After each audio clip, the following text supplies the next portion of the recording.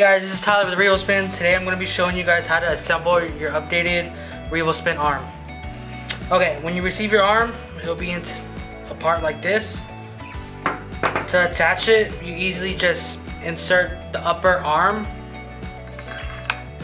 So once the holes are aligned, everything looks good.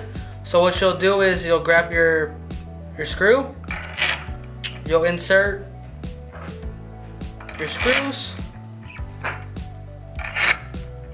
and then just go ahead and grab your black knobs and then screw them on. And then just make sure everything's tight.